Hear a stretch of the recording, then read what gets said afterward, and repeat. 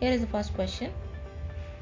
Breakdown in verbal communication is described as option A, short circuit, option B, contradiction, option C, unevenness, option D, entropy.